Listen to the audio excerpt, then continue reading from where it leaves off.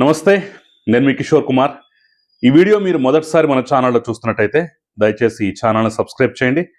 అదేవిధంగా మీకు కింద హైప్ బటన్ కనిపిస్తే దాన్ని ప్రెస్ చేసి మాకు పాయింట్లు ఇవ్వడం కూడా అస్సలు మర్చిపోకండి. మీ ప్రోత్సాహమే మాకు కొండంత బలాన్ని ఇస్తుంది.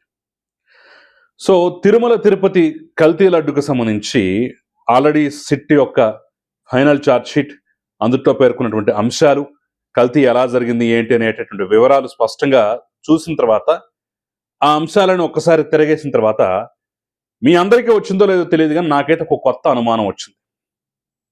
తిరుమల తిరుపతి లడ్డు కల్తీ ఒక్కటే కాదు, ఆ తర్వాత జరిగినటువంటి మరో 2 ఘటనల్ని ఈ యొక్క అంశంతో పోల్చి చూస్తే ఈ 3 ఘటనలు లేదా ఈ 3 కుట్రల్లో ఒక వ్యక్తి కామన్గా కనిపిస్తున్నాడు. ఇక్కడే మనం అనుమానించాలి. ఈ కోణంలోనే ఇది కుట్ర కోణం ఏమన్నా ఉందా, దాన్ని కప్పిపెట్టుకునేందుకు, దాన్ని కప్పిపుచ్చేందుకు, లేదంటే అది ఎలాగో బయటకు వస్తుందని తెలిసి మరోసారి బురద జల్లేందుకు ఈ కుట్రలు, ఈ అంశాలు తెర మీదకు తీసుకొచ్చారా అనేటటువంటి యాంగిల్లో ఆలోచించాల్సిన అవసరం అయితే కనిపిస్తుంది. సరే, వివరంగా చెప్తాను, ఎక్కడా స్కిప్ చేయకుండా మొత్తం చూడండి. చూసిన తర్వాత నేను చెప్పినట్టుగా 3 కుట్రల్లో ఒకటి కామన్గా కనిపిస్తున్నాడు. దీన్ని కప్పిపుచ్చుకునేందుకు వీటిని చేశారా, లేదా ఇది ఎలాగో బట్టబయలవుతుందని తెలిసిన తర్వాతే వేళ్ల మీద బురద జల్లేందుకు వీటికి రూపకల్పన చేశారా అనే అనుమానం అయితే నాకు కలుగుతుంది. సో మీరు ఒక్కసారి పరిశీలించినట్లయితే మొత్తం దాదాపు 36 మందిని నిందితులుగా చేర్చింది సిట్, ఇది కల్తీ లడ్డు కేసులో. ఒకసారి ఆ 36 మందిలో 30వ వ్యక్తిని ఒకసారి పరిశీలించండి. 30 ఎవరో తెలుసా? టిటిడి గోశాల పూర్వ director doctor K Harinatha Reddy. Yes, ఈ హరినాథ రెడ్డి పేరు ఎప్పుడు బయటి ప్రపంచానికి తెలిసింది, ఎప్పుడు వినిపించిందో తెలుసా గట్టిగా? 1, తిరుమల తిరుపతి దేవస్థానానికి సంబంధించినటువంటి గోశాలలో పెద్ద ఎత్తున గోవులు చచ్చిపోయాయి, అసలు ఇంకేముంది, అసలు దారుణం జరిగిపోయింది అని చెప్పేసి భూమన కరుణాకర్ రెడ్డి ఒక డ్రామా చేశాడు ఆ రోజుల్లో. ఆ గోశాలకు డైరెక్టర్గా ఉన్నటువంటి వ్యక్తి హరినాథ రెడ్డి. ఈ హరినాథ రెడ్డి ఎవరో కాదు, ఇప్పుడు కల్తీ లడ్డు కేసులో A30గా ఉన్నాడు, గోశాలకు డైరెక్టర్గా ఉన్నాడు, అక్కడ మొత్తం అన్ని వ్యవహారాల్లోనూ ఇతను పాలుపంచుకున్నాడు. ముఖ్యంగా భూమన కరుణాకర్ రెడ్డికి, వైసీపీలో ఉన్న పెద్దలకి చాలా సన్నిహితమైన వ్యక్తి, దగ్గర వ్యక్తి.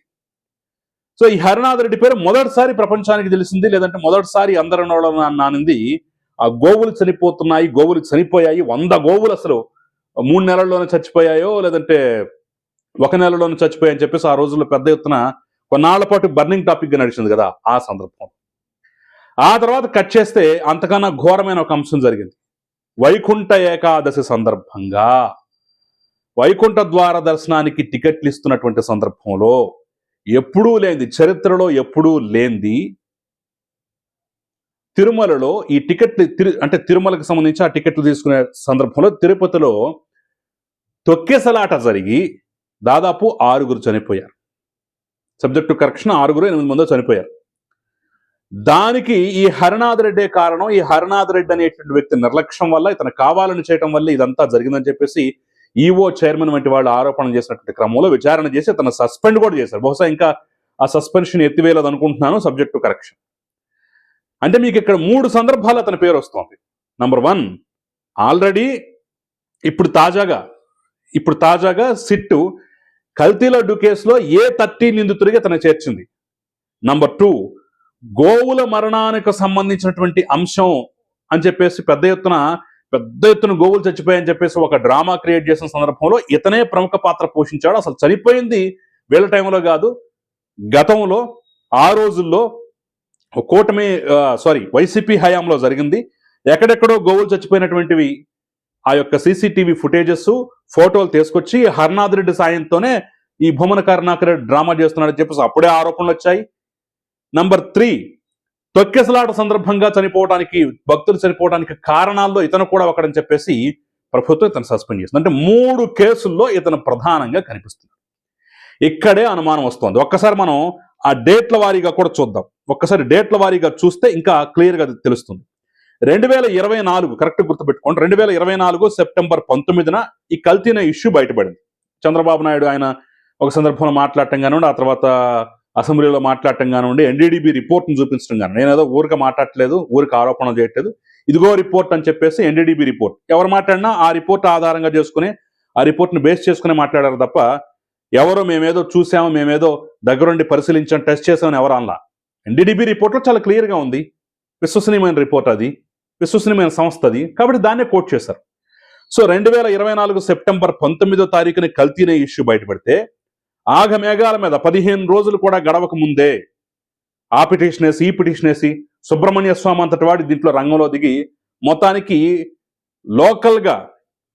లోకల్గా ప్రభుత్వం వేసినటువంటి సిట్టును కూడా కాదని సుప్రీంకోర్టుకి ఉమ్మడి సిట్ తెచ్చుకున్నారు. అది ఇప్పుడు 2024 అక్టోబర్ 4న సుప్రీంకోర్టు ఏకంగా సిబిఐ ఆధ్వర్యంలో ఉమ్మడి సిట్ వేసింది. ఆ తర్వాత 2024 అక్టోబర్ 15న గోశాలలో ఆవులు చచ్చిపోయాయని చెప్పేసి ఆరోపణలు రావటం, ఇది సెప్టెంబర్లో బయటపడితే అక్టోబర్ నెల రోజులు తిరిగిన తర్వాత అక్టోబర్లో గోశాలలో ఆవులు చచ్చిపోయాయని చెప్పేసి డ్రామా ఆడటానికి సహకారం అందించాడని చెప్పేసి కూడా ఆరోపణలు ఉన్నాయి. ఆ తర్వాత 2025 జనవరి 8న తొక్కిసలాట జరిగి చనిపోయారు. అంటే ఒక ఆర్డర్లో చూసినట్టయితే 2024 సెప్టెంబర్ 19న కల్తీనే ఇష్యూ బయటపడింది. ఆ తర్వాత 15 రోజులకే అక్టోబర్ 4న సుప్రీంకోర్టు సిట్ ఏర్పాటు చేసింది. ఇది జరిగిన నెల రోజుల తర్వాత గోవుల అంశం బయటకు వచ్చింది. అది జరిగినటువంటి ఒక 2 నెలల గ్యాప్ తర్వాత, ఎందుకంటే వైకుంఠ ఏకాదశి వెంటనే లేదు కాబట్టి ఒక 2 నెలల గ్యాప్ తర్వాత జనవరి 8న తొక్కేసలాట జరిగింది.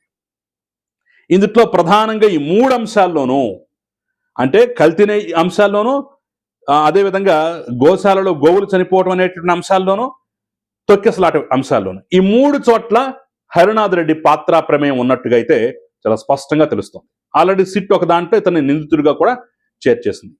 అంటే దీన్ని బట్టి నాకు అర్థమైంది, నేను అర్థం చేసుకుంది ఏంటంటే, ఈ యొక్క కల్తీ నెయ్యి అంశం బయటపడుతుందేమో అనేటటువంటి కారణం చేత, లేదా బయటపడి మనం బద్నాం అవటం తప్పదు, వీళ్ళను కూడా ఇలా ఎందుకు ప్రశాంతంగా ఉంచాలని చెప్పేసి ఏదో ఒకటి క్రియేట్ చేద్దామనే ఉద్దేశంతో ఈ బ్యాచ్ అంతా కలిసి, కల్తీనే బ్యాచ్ అంతా కలిసి ఇతన్ని పావుగా వాడుకొని ఆ తర్వాత ఇలాంటి దుర్మార్గకరమైనటువంటి ఆరోపణలు, ఏకంగా తొక్కెసలాట్లో ఇతని నిర్లక్ష్యం కూడా ఉందంటున్నారు కదా, దీని వెనక కుట్ర కూడా ఉందని చాలా మంది అనుమానాలు వ్యక్తం చేస్తున్నారు. ఆ రోజుల్లో టీటీడీ చైర్మన్ బిఆర్ నాయుడు ఒక దశలో అనుమానం వ్యక్తం చేశారు. ఇలాంటి కుట్రలు కుతంత్రాలు ఏమన్నా చేశారా? అతన్ని ఆ తర్వాత సస్పెండ్ చేశారు కాబట్టి సరిపోయింది, అదే పదవిలో కొనసాగించినట్లయితే ఇంకెన్ని కుట్రలు చూసేవాళ్ళము, ఇంకెన్ని అంశాలు బయటకు వచ్చాయో అనే అనుమానం అయితే నాకు కలుగుతోంది. సో 3 కుట్రల్లో కామన్గా ఒకటి కనిపిస్తున్నాడు, అతనే డాక్టర్ కె హరినాథ్ రెడ్డి. తిరుమల తిరుపతి దేవస్థానంలో పూర్వపు రోజుల్లో గోశాల డైరెక్టర్గా ఉన్నాడు. అంతకు ముందు కల్తీ నెయ్యి ఆ కుట్రకు సంబంధించి ఇతను కూడా భాగస్వామ్యం పాత్ర ప్రమేయం ఉందని చెప్పేసి సిట్ ఏకంగా నిందితుడిగా చేర్చింది. సో నాకైతే ఇలాంటి అనుమానాలు అయితే కలిగాయి. నేను ఈ రకంగా అయితే చూశాను. అంటే ఆ యొక్క తేదీలు కానివ్వండి, ఆ యొక్క జరిగిన సంఘటనలు కానివ్వండి, ఒకదాంతో ఒకటి ముడిపెట్టి ఒకవేళ చూసినట్టయితే ఈ యొక్క సందేహం అనుమానం అయితే నాకు కలిగింది. మరి ఇదే అనుమానం మీకు కూడా ఉన్నట్టయితే నిజమే, ఏదో ఒక ప్లాన్ ప్రకారం చేసి ఉండొచ్చు, ఈ కల్తీ అంశం బయటపడకుండా ఉండటం కోసం, లేదంటే బయటపడ్డ తర్వాత వీళ్ళ మీద కూడా బురద జల్లాలనేటటువంటి ఉద్దేశంతో తమ మనుషుల చేత, ఆల్రెడీ చెప్పాడు కదా 200 మంది పైగా మా వాళ్ళు ఉన్నారు, అందరూ స్లీపర్ సెల్సే అని చెప్పేసి భూమన కరుణాకర్ రెడ్డి చెప్పాడు కదా. ఇప్పటికీ నెలకొక ఇష్యూ ఏదో ఒక దాంట్లో తీసుకొస్తున్నాడు కదా. నిన్నగాక మొన్న కౌస్తుభం అతిథి గృహం దగ్గర ఖాళీ బీరు సీసాలు, ఖాళీ మందు బాటిల్స్ పెట్టించి గొడవ గలాబా చేయడం వెనక ఇతని అనుచరుల పాత్ర ప్రమేయం ఉందని చెప్పేసి కూడా మనం ఫోటోలతో సహా, సాక్ష్యాధారాలతో సహా చూసాం. అంటే ఆ హరినాథ్ రెడ్డి అనే వ్యక్తి అతను సస్పెండ్ అయ్యాడు కాబట్టి తెలియదు, కానీ ఒకవేళ ఉంటే ఇంకెన్ని ఘోరాలు చూడాల్సి వచ్చేదో, ఇంకెన్ని పాపాలు చూడాల్సి వచ్చేదో, ఇంకెన్ని ఆరోపణలు, ఇంకెంత బురద ఈ కూటమి ఎదుర్కోవాల్సి వచ్చేదో తెలియదు. అంటే తమ మనుషుల చేత చేయించారా, ఇలాంటి కుట్రలు ఏమన్నా పన్నారా అనే అనుమానం అయితే నాకైతే కలిగింది. ఆ యొక్క సీరియల్ బట్టి చూసినట్టయితే, ఈ అంశాల్లో ఆ వ్యక్తి యొక్క పాత్రను బట్టి చూసినట్టయితే, అతని మీద వస్తున్నటువంటి ఆరోపణలు బట్టి చూసినట్టయితే, మరి నా అలాంటి అనుమానమే మీకు కలిగిందా? కూటమి ఈ యాంగిల్లో కూడా దర్యాప్తు చేయాల్సి ఉందా? ఈ యాంగిల్లో ప్రభుత్వం కూడా దృష్టి పెట్టాల్సిన అవసరం ఉందా అనేది అయితే మీరు కామెంట్ రూపంలో నాకు తెలియజేయండి మీ అభిప్రాయాన్ని. అంతకన్నా ముందు ఈ వీడియో మీకు నచ్చినట్టయితే, లాజికల్గా అనిపించినట్టయితే నాకు కింద కామెంట్ రూపంలో తెలపండి. ఈ వీడియోని లైక్ చేయండి, షేర్ చేయండి, సబ్స్క్రైబ్ చేయడం మాత్రం మర్చిపోకండి మన ఛానల్. నమస్తే.